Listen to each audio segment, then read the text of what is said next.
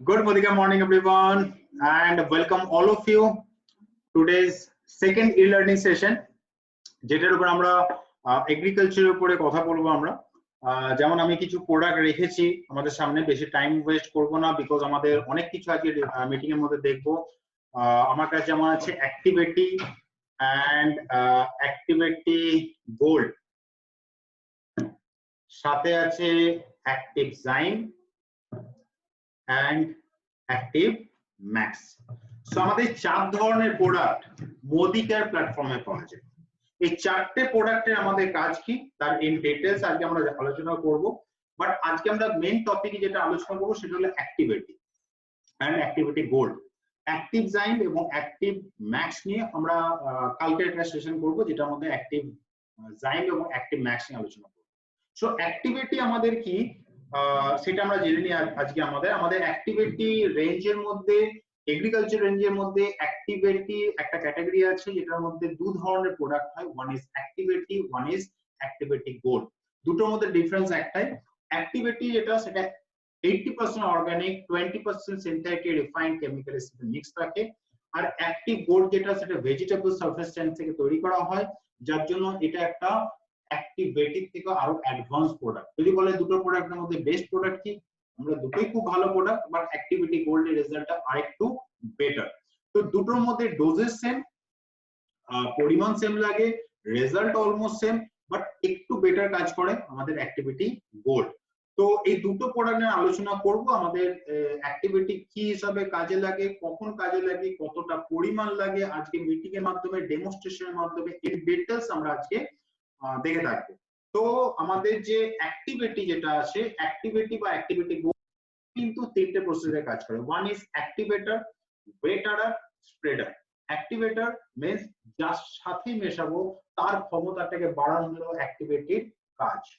And ওয়েটারার ভিজিয়ে রাখতে সাহায্য করে। মাটির অনেকগুলো লেয়ার দিয়ে যেহেতু একটা মাটি তৈরি হয় বা সেই মাটিতে অনেকগুলো লেয়ার থাকে, তো আমরা যখনই জল সেচ করি, জল দিই যখন, মাটির প্রত্যেকটা লেয়ার কিন্তু ভেজে না, কিছু সংখ্যক লেয়ার ভেজে।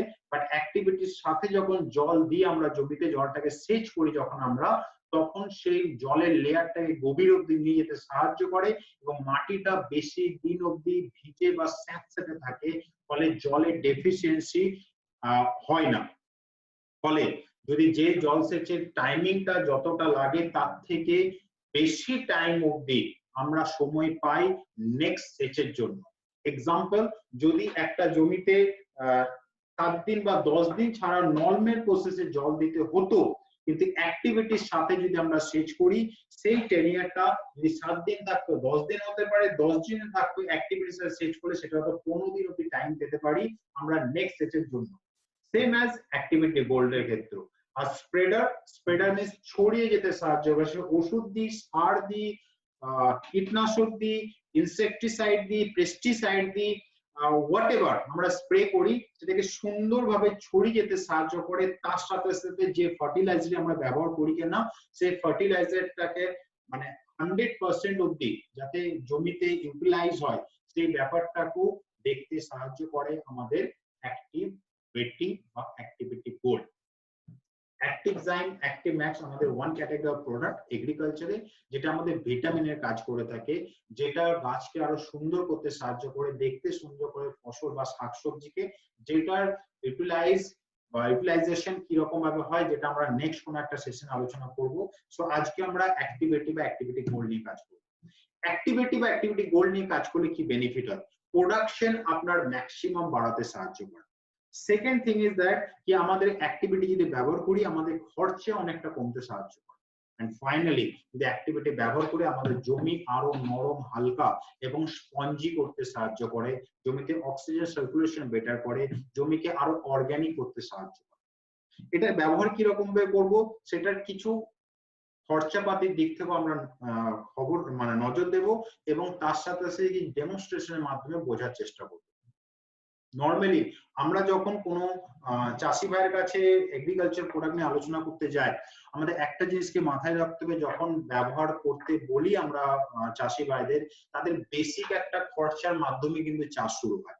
যেমন 1 একর বলতে আমরা যেটা বলি সেটা 3 বিঘা is equal to 1 acre 3 bigha is equal to 1 acre 1 acre মানে 3 বিঘা 3 বিঘাকে নিয়ে 1 একর বলে থাকি যখন সেচ করব আমরা সেচের সময় আমরা বালি মাটি ছাই কাটব যে কোনো শুকনো জিনিসের সাথে আপ টু 200 ml অবধি আমরা অ্যাক্টিভিটিকে মিশিয়ে আমরা ছড়াতে পারি তারপর আমরা সেচ দেব এটা হলো ফার্স্ট স্টেপ তারপর আমরা ইনসেক্টিসাইড বা পেস্টিসাইডের সাথে মিশিয়ে দেব এবং ফাইনালি আমরা সারের সাথে এটাকে ব্যবহার করার চেষ্টা করব সো আমাদের ফার্স্ট অফ অল যখন 1 একর জমিতে অ্যাক্টিভিটি দেব তখন 200 অবধি মেশাবো মিশিয়ে দেব দেখুন একটা জমিতে যখন মাটিটাকে কাদা করা হয় জল দেওয়ার পর যখন কাদা করি সেই কাদার সময় সেই জল দেওয়ার পর কাদা করার সময় আমরা অ্যাক্টিভিটি ইউটিলাইজ করতে পারি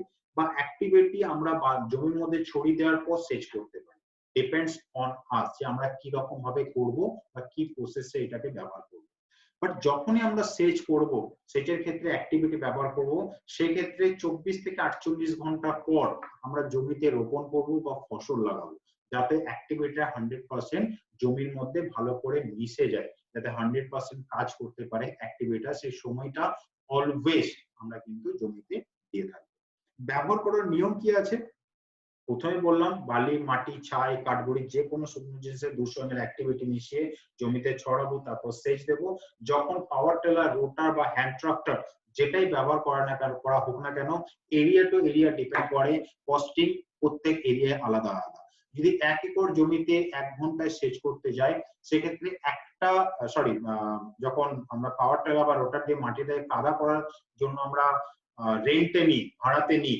তখন অন এন অ্যাভারেজ আমার 1 ঘন্টাতে বা একবার চাষের জন্য 1000 টাকা অবধি খরচা পড়ে বাট একবারে কিন্তু লাঙল ট্রাক্টর পাওয়ার টেলার দিলে কিন্তু জমিটাতে কাদা সুন্দরভাবে তৈরি হয় না সেক্ষেত্রে আমরা বারবার সেটাকে কাদা করার জন্য 2 বার থেকে 3 বার ব্যবহার করা হয় মানে 1000 টাকা যদি প্রত্যেক ক্ষেত্রে খরচা হয় সেখানে 3000 টাকা অবধি খরচার একটা জায়গা তৈরি হয় তার সাথে সাবমার্সেল বা জলের জন্য আমরা একটা রিসোর্স ব্যবহার করি যেটা সাবমার্সেলের মাধ্যমে যেটা ইলেকট্রিসিটি চলে ইলেকট্রিকের একটা খরচা আছে লেবার কিছু কষ্ট আছে জলও অনেক সময় চাষিদের কিনতে হয় সেক্ষেত্রেও দেখা যায় পার বিঘে অনুযায়ী 300 টাকা অবধি খরচা হয়ে থাকে মানে 1 একরের ক্ষেত্রে অন এন অ্যাভারেজ 900 থেকে 1000 টাকা খরচা হয় তাহলে একবারে পাওয়ার টেলার রোটারের জন্য যদি 3000 টাকা খরচা হয় 3 বার কাদা করার জন্য মানে 3 বার ওটাকে রেন্ট নেওয়ার জন্য প্লাস জলের জন্য যদি আমার 300 টাকা খরচা হয় সেক্ষেত্রে অন এন অ্যাভারেজ দেখা যায় 4000 টাকা অবধি খরচা হচ্ছে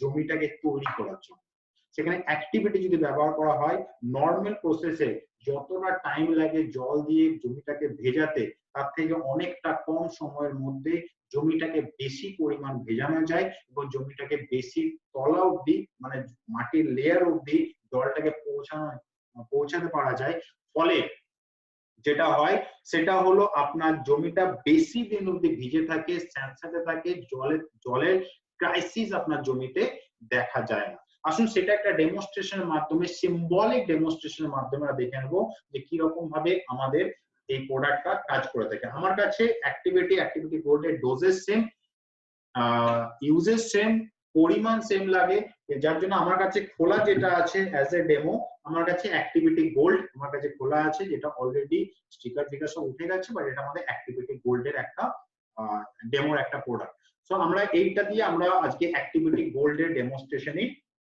দেখবো আশা করি আপনারা আমাকে দেখতে পাচ্ছেন রাইট ওকে সো আমি দুটো গ্লাস নেব দুটো গ্লাসের মাধ্যমে ডেমোটা দেখানোর চেষ্টা করব যে কি রকম ভাবে এটাকে ইউজ করে থাকি আমরা তো দুটো গ্লাস জানি না দেখতে পাচ্ছেন কিনা আই থিংক ওকে দুটো গ্লাসের মধ্যে আমি জল নেব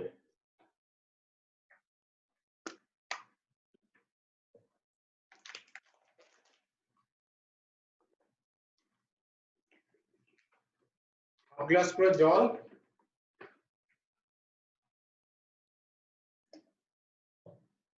একটাতে অ্যাক্টিভিটিদের সিম্বলিক ডেমনস্ট্রেশন জলটাকে ধরে নেব আমাদের জমি যার মধ্যে সেচ আমরা করছি একটার মধ্যে অ্যাক্টিভিটি গোল্ড দেবো, একটার মধ্যে অ্যাক্টিভিটি গোল্ড দেব না। সো আসুন একটা জমিতে আমি অ্যাক্টিভিটি গোল্ড একটু দিয়ে দিলাম এবং এই অ্যাক্টিভিটি গোল্ডটাকে আমরা ভালো করে মিশিয়ে নেব। কিরকম ভাবে?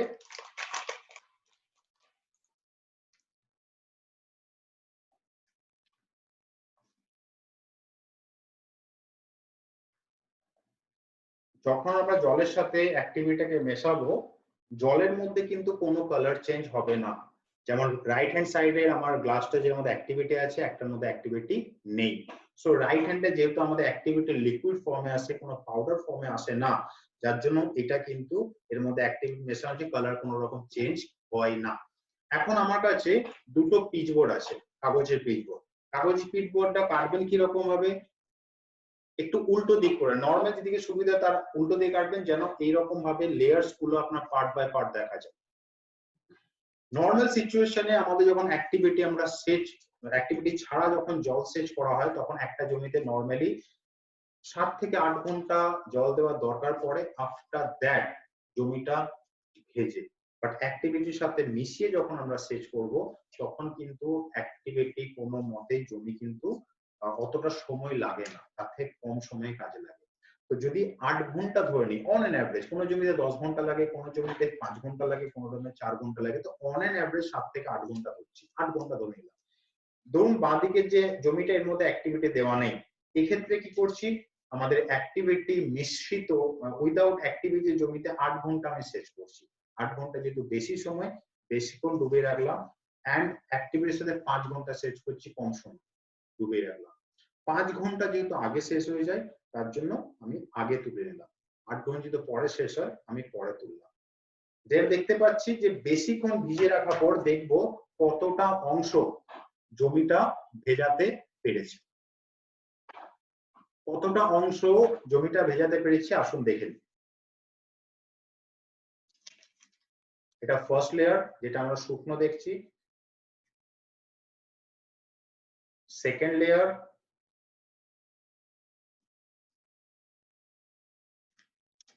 Third layer, fourth layer.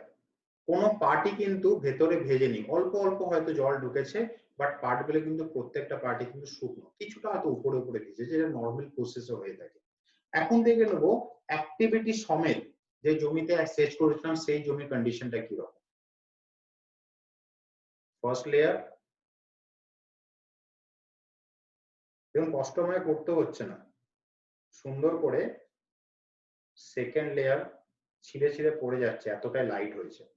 and this is third layer, fourth layer।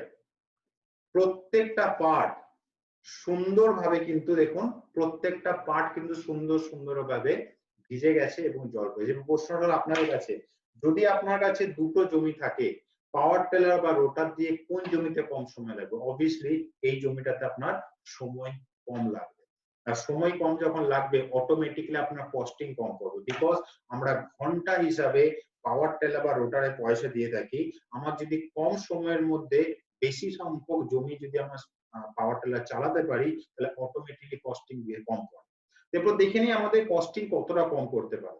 যদি আপনার যে পরিমাণ জমিতে আপনার অ্যাক্টিভিটি কম লাগে, অটোমেটিক্যালি আমার খরচা কিন্তু সময় কম লাগছে। হ্যাঁ, আমার দ্বিতীয় কথা, পরিমাণ কত লাগছে, 200 ml।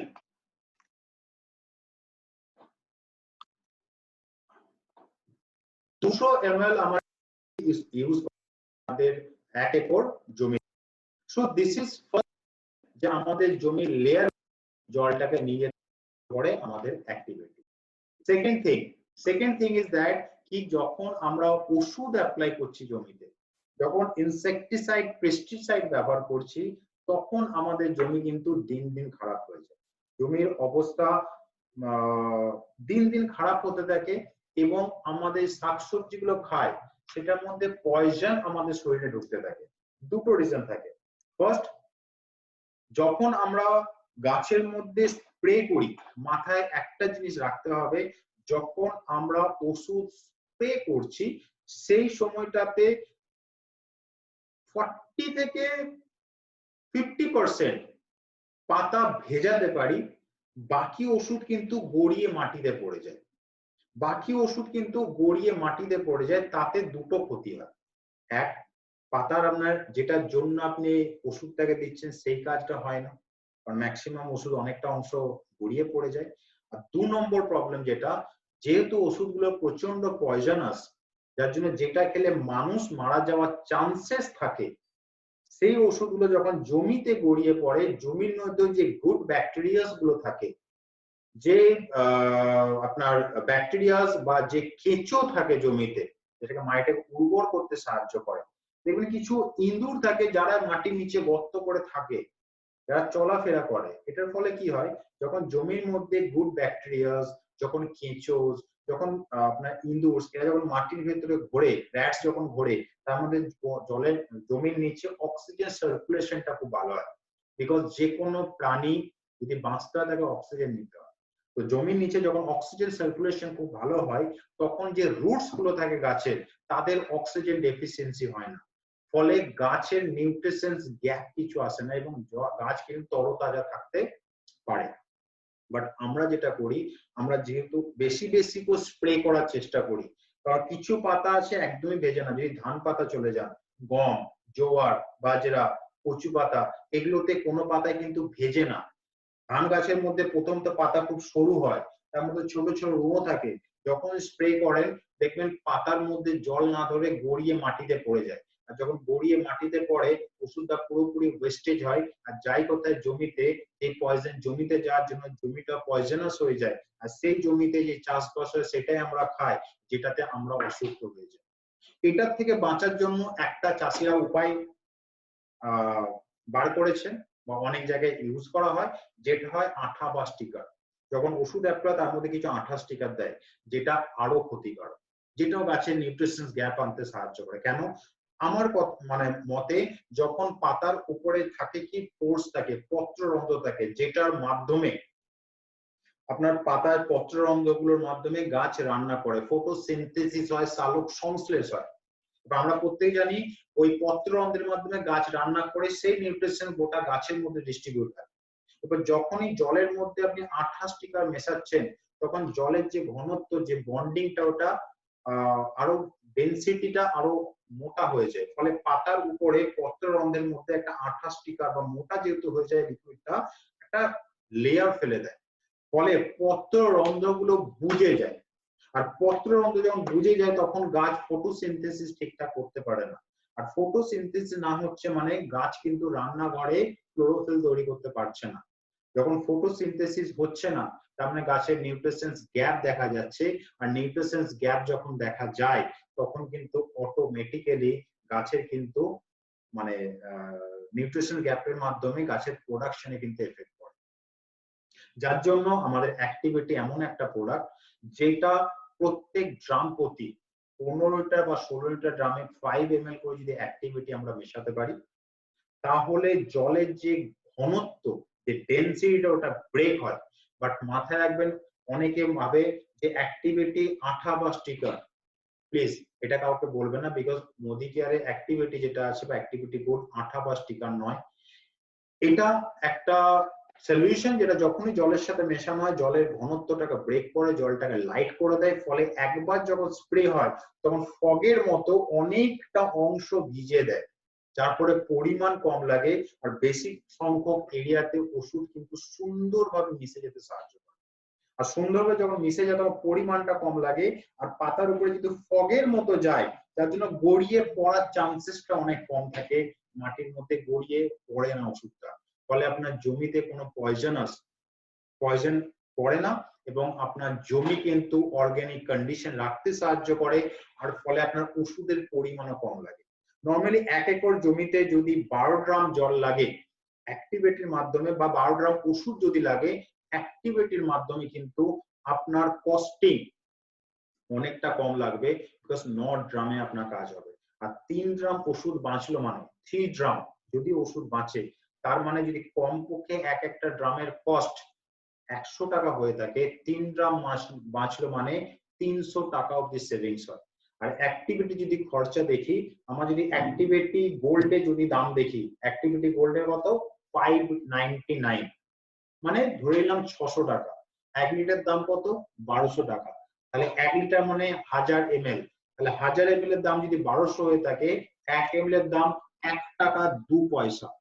1 গ্রামে কত লাগছে আপনার 5 ml, মানে 5 টাকা 6 টাকার মতো খরচা।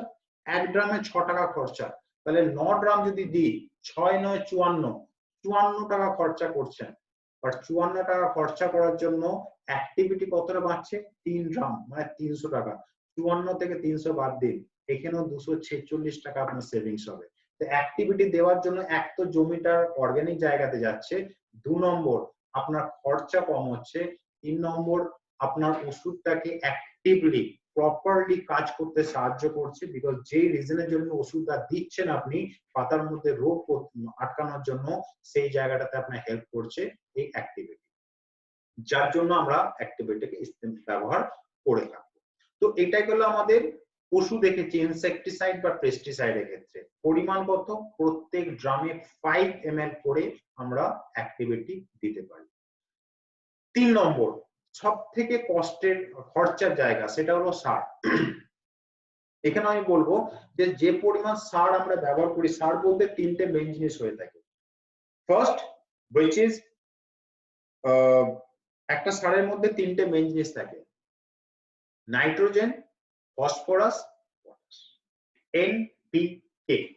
যে কোনো সার, ইউরিয়া চলে যান 46% নাইট্রোজেন, ডিএপি তে চলে যান 16% আপনার নাইট্রোজেন, 10-26-26 চলে যান 10% নাইট্রোজেন, এনপিকে যাই বলুন না কেন।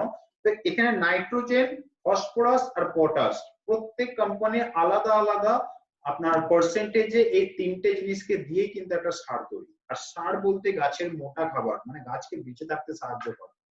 আমরা যেন ভাত রুটি মুড়ি আমাদের যেন মোটা খাবার, তেমনি গাছকেও বেঁচে থাকার জন্য যে নিউট্রিশনটা পুরোপুরি পায় না জমি থেকে, কে কি করে সেই নিউট্রিশন গ্যাপটাকে কভার করার চেষ্টা করে। তো ওই রকমই একটা নাইট্রোজেন, ফসফেট আর পটাশ মিশ্রিত আমাদের একটা সার, যেটা ধরে নিন আমার কাছে একটা ট্যালকাম পাউডার আছে, আমাদের এই প্রোডাক্ট এসেনশিয়ালের ট্যালকাম পাউডার। এই পাউডারটা ধরে নিন নাইট্রোজেন, ফসফেট, পটাশ মিশ্রিত একটা সার, আপনার সিম্বলিক ডেমনস্ট্রেশন, 3টে মিশ্রিত সার। তো আমরা যখন সার অ্যাপ্লাই করি, আমরা একবার নয় বারে বারে সার অ্যাপ্লাই করি। প্রথমে মূল সার দিয়ে থেকে একবার সার, তারপর চাপান দিই, আবার চাপান দিই, আবার চাপান দিই, এরকম ভাবে বারে বারে সার অ্যাপ্লাই হয়। বাট সার যে অ্যাপ্লাই হয় কম বেশি মিলিয়ে যদি 1 বিঘা জমিতে আমরা সারের কন্ডিশন দেখি, আমাদের 1 বিঘা জমিতে সার লাগে মিনিমাম 100 কিলো, যে কোনো চাষ।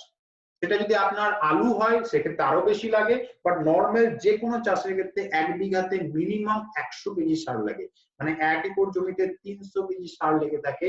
বাট ফ্রেন্ডস একটা জিনিস ক্লিয়ার করে দিই, সার যে ব্যবহার হয় 30% সার জমি নিতে পারে না। সেই জমিটা না নিজে নিতে পারে, না আকাশ নিয়ে যায়, পড়ে কোথায় থাকে উপরের কিছুটা অংশের মধ্যে। কতটার মধ্যে? আজ থেকে যদি 30 বছর ধরে আমি সার ব্যবহার করছি, তাহলে ওই লাঙল বা tractor, hand tractor, what ever, যে লোহার পাতটা দিয়ে মাটিটা খুঁড়ছে, ওই যে 4 থেকে 6 ইঞ্চি তার মধ্যে সারটা কিন্তু পড়ে। যদি 100 কেজি সার হয়ে থাকে, 100 কিলোস অফ সার, তার 30% সার মাটির উপরে পড়ে থাকে, মানে 100 কেজি 30 কেজি সার মাটির ওই 4 থেকে 6 ইঞ্চির মধ্যে পড়ে থাকে। এবার 4 থেকে 6 ইঞ্চির মধ্যে যেহেতু সারটা পড়ে থাকে, যদি 300 কেজি সার হয়, 30 ইন্টু আপনার 30 কেজি ইন্টু 3, মানে 90 কেজি সার 1 একর জমিতে একটা চাষে পড়ে থাকে। আমাদের জমি কত কত ফসলি হয়? 3 ফসলি হয়ে থাকে, ম্যাক্সিমাম জায়গায় 3 ফসলি চাষ হয়, মানে 90 কিলো 90 কিলো 90 কিলো, 270 কিলো সার মাটির উপরে পড়ে থাকে। আর আপনি মনে করুন 10 বছর ধরে ইউরিয়া ডিএপি দিয়ে চাষ করছেন, 270 ইন্টু 10, 700 কেজি সার আপনার 1 একর জমির মাটির উপরে পড়ে আছে। এবার 1 একর জমির মাটি যদি পড়ে থাকে, তাহলে আপনার জমির কন্ডিশনটা কি হয়? আসুন একটা সিম্বলিক ডেমনস্ট্রেশন দেখি। আমার কাছে পাউডার আছে, এটা নরমাল আপনার জমি, যার মধ্যে আমি সার অ্যাপ্লাই করছি। আমি এর মধ্যে সার দিলাম, আর এটা হলো আমাদের অ্যাক্টিভিটি যুক্ত জমি। এর মধ্যে সার অ্যাপ্লাই করছি।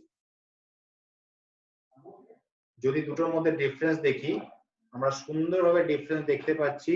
একটার মধ্যে কিন্তু ওষুধ বা সার যেটা দিয়েছে পুরোপুরি নেমে আসছে, আর বাঁদিকে যে গ্লাসটাতে ওটা কিন্তু সার উপরেই পড়ে আছে। সেকেন্ড, আমি আবার কিছুদিন পর চাপান হিসাবে অ্যাপ্লাই করি আমরা, সেক্ষেত্রে আমি আবার সার অ্যাপ্লাই করলাম, এই জমিতে আবার আমি সার অ্যাপ্লাই করলাম। দুটো ক্ষেত্রে দেখা যাচ্ছে আবার এই জমি কিন্তু সার নিচ্ছে আর এই জমি কিন্তু সার খেতে পাচ্ছে না। ফলে কিছুদিন পর যে কন্ডিশনটা আসে যে যে খাবার নিতে পারে, এক্সাম্পল ধরে নিন যে আপনি দুপুরবেলা খাবার খেলেন, আপনাকে আবার আধ ঘন্টা পর আবার খাবার দেওয়া হলো, আপনি খেতে পারবেন? আচ্ছা, জোর করে যদি খান কি হবে? জোর করে যদি খায় আমাদের অম্বল হতে পারে, গ্যাস হতে পারে, বদহজম হতে পারে, শরীরে এইটা মানে আপনি ঠিকঠাক ফিল করতে পারবেন না, অসুবিধা হতে পারে, অস্বস্তি হতে পারে, যার জন্য আপনি ডায়রিয়া হতে পারে, হসপিটালে ভর্তি হতে পারেন। বেশি আবার জোর জবরদস্তি গেলে ঘরে একটা বড় ফটো চলে আসতে পারে যেখানে মালা টাঙানো আছে, হতে পারে, অনেক রকম হতে পারে। শরীর যদি খারাপ হয়, যদি আপনি ভাবুন এই জমিটাতে আপনি খাবার দিয়েছেন, জমিটা খেতে পারেনি, আপনি আবার খাবার দিয়েছেন, জমিটার অ্যাসিড হবে কি হবে না? আমরা এটা জানি কি জানি না যে জমিতেও অম্লত্ব হয়, আমরা অনেকেই জানি। তো যদি অম্লত্ব হয়ে থাকে জমিতে, তাহলে জমির কন্ডিশন যদি এরকম ওষুধ দেবে খেতে না পারে, কন্ডিশনে কি হবে? ওষুধ কিন্তু খেতে পারে, ফলে পুরো ওষুধটা কিন্তু জমির উপরে আটকে আছে, আমরা আবার খাবার দেওয়ার চেষ্টা করছি। But this is with activity. এটাই দেখবো এখনো খাবার আছে কি নেই, কোনো খাবার কিন্তু নেই, পুরোপুরি খেয়ে নিয়েছে। আর যদি আমার খাবার ঠিকঠাক হজম হয়, তাহলে আমরা কখনো অম্লত্ব কি হতে পারে? কখনো অম্লত্ব হতে পারে না। তো অ্যাক্টিভিটি কি আজ কি? পুরো খাবারটাকে সুন্দরভাবে অ্যাবজর্ব করানো, সেটা হলো কাজ। যার জন্য অ্যাক্টিভিটি বলে যে আমাকে যখন ব্যবহার করছেন তখন 30% ওষুধকে আপনারা কমিয়ে দিন, 30% সারকে আপনারা কমিয়ে দিন। 30% সার যখন কমে যাবে, অটোমেটিক্যালি সারের পরিমাণ কমলে ওষুধের ইউজেসটা বা আপনার জমির অর্গানিক ব্যাপারটা বেরিয়ে আসবে, অর্গানিক ব্যাপারটা ডেভেলপ হবে। বিকজ আপনার যদি সারের ক্ষেত্রে কস্টিং কথা দেখি, 1 কেজি ডিএপি ম্যাক্সিমাম জায়গায় ডিএপি ইউটিলাইজ হয়। ডিএপি যদি দেখি, ডিএপির 1 কেজির দাম 30 টাকা, কম করে 30 টাকা ধরে নিলাম। তার মানে আমার আগে 300 কেজি সার লাগতো, এখন অ্যাক্টিভিটিতে 30% সার কমাতে হবে, মানে 300 কেজিতে 30% কমলো, মানে 210 কেজি সার। 210 কেজি সারের সাথে অ্যাক্টিভিটি মেশাতে হবে কত? অ্যাক্টিভিটি বা অ্যাক্টিভিটি গোল্ড 5 ml করে পার কেজি, মানে 210 × 5 1050 ml অ্যাক্টিভিটি আমাকে ব্যবহার করতে হবে। আচ্ছা, 1 টাকা 2 পয়সা না ধরে আমি ধরলাম যে আমি 1 টাকা করে হিসাব করে হিসাবের সুবিধার জন্য, তাহলে 1050 ml যদি অ্যাক্টিভিটি দিই, তার মানে 1050 টাকার অ্যাক্টিভিটি ইউজ করলাম। আর সার যত কত অ্যাক্টিভিটি বাঁচলো, আমার অ্যাক্টিভিটি বাঁচলো টোটাল 90 কেজি। তাহলে 90 কেজি ডিএপি দাম কত? 90 × 30 টাকা, 2700 টাকা। তো 2700 টাকা যদি আমার অ্যাক্টিভিটির জন্য পয়সা বাঁচে বা সার যদি বাঁচে, তার মানে 2700 টাকা বাঁচলো। আর খরচা কত হলো? 1050। 27 থেকে 1050 যদি বাদ দিই, তাহলে আমার অ্যাক্টিভিটি বাঁচে কত? 1650 টাকা। তার মানে অ্যাক্টিভিটি যখন ব্যবহার করব আমরা, সেক্ষেত্রে আমরা পয়সা সেভিংস তো হবে, তার সাথে সাথে যেটা হবে আমার জমিটা অনেক বেটার কন্ডিশনে যাবে। অ্যাক্টিভিটির জন্য পকেট থেকে কিছু পয়সা আমার লাগবে না, এবং আমার জমিটা অনেক বেটার ওয়েতে অর্গানিক কন্ডিশনে ফিরে আসতে সাহায্য করবে। টোটাল 1 একর জমিতে অ্যাক্টিভিটি ব্যবহার করতে লাগছে কতটা? অ্যাজ এন এক্সাম্পল, 200 ml সেচের সময়, 54 ml আপনার স্প্রের সময়, 5 ml করে 9 ড্রাম যদি হয়, 45 ml এর মতো লাগছে, বা আমি 45 থেকে 50 ml 50 ml ধরলাম, 50 ml। এবং আপনি যখন আপনার সার দিচ্ছেন তখন 1050 ml, তাহলে অ্যাপ্রক্সিমেট আপনার 1 লিটার 400 ml এর মতো, মানে 1.5 লিটার অন এন অ্যাভারেজ ধরবেন যে 1.5 লিটার অ্যাক্টিভিটি আমার কিন্তু activity two activity gold 1 acre জমিতে ব্যবহার করব। সো এটা আমাদের এগ্রিকালচারের প্রেজেন্টেশন ছিল।